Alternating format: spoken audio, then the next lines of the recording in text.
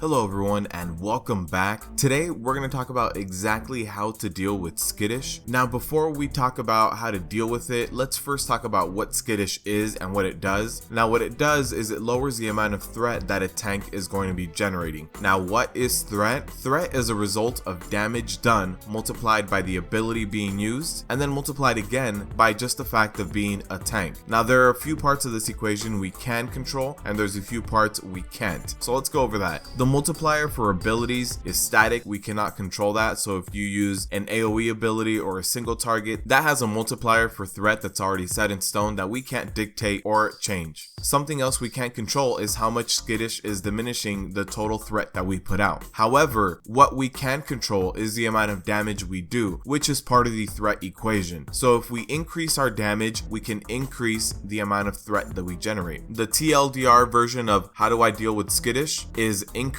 your damage. Taking a more in-depth look at this, we need to see that we don't sacrifice all of our survivability to try to be just damage and DPS machines. We need to find a balance. Now as tanks, normally we try to increase our survivability above and beyond what we need. However, to deal with Skittish, we're going to need to do a nice half and half. So first thing we need to look at our talent points. Sacrifice a bit of them. If there's any talent point in particular that's going to be increasing your damage overall, specifically AoE damage, you should be taking that talent point. Something else is that we should be prioritizing a much higher DPS build than previously. So if your optimal rotation is single target and not that high damage, you should be switching to a more AoE focused rotation and also focus on doing more damage. Despite having to change our mindset and having to deal with Skittish in these ways, we have to keep in mind that we are still tanks. What this means is that you still have to try to keep your active mitigation up as close to 100% uptime as possible. If you do not keep this active mitigation up, you will go down regardless of any other factor.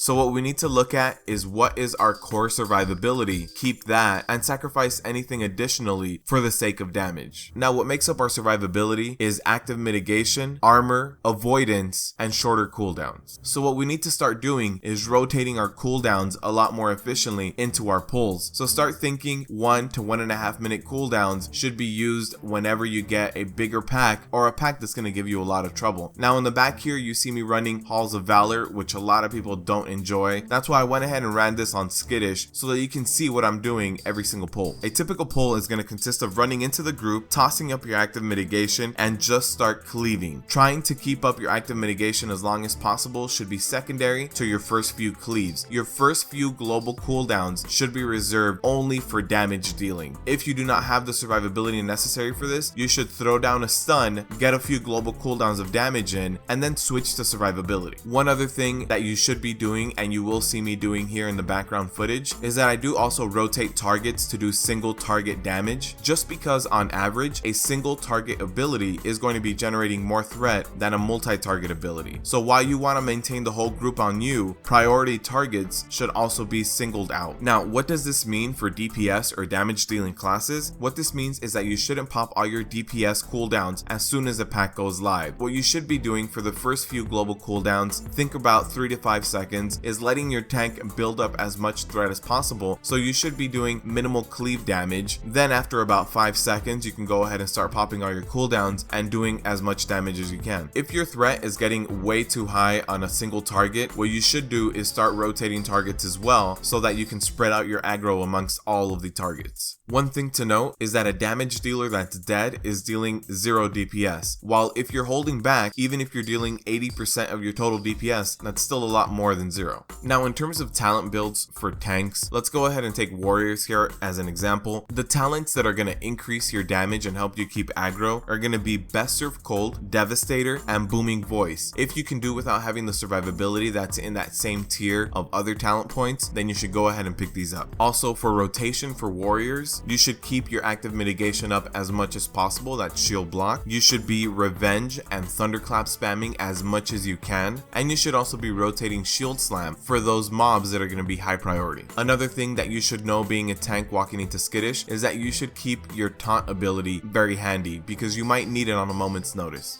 So overall, what we can do and what we should do to deal with Skittish better is to increase the part of the formula that we have control over. And the only part of the formula we have control over is how much damage we deal. So transitioning from a tank to a half tank that can also DPS is going to be your best bet for dealing with Skittish. As long as we as tanks can keep our active mitigation up and rotate a few cooldowns for those really big packs and big damage mobs, then we'll be fine and we'll be able to survive just fine in any Mythic Plus. As for DPS, as long as they go light for a few global cooldowns while the tank gets everything in position and gets a few abilities off on those mobs, then that DPS should be able to survive and be able to do all of their damage. And as a healer dealing with Skittish, you should be aware that at a moment's notice your DPS could take aggro, and that means that you're going to have to switch targets and overheal while the tank taunts off and keeps aggro. So I hope this helps. In order to maintain aggro, you need to increase your damage. That is the only part of the formula that we have any control over. So go out there, increase your damage,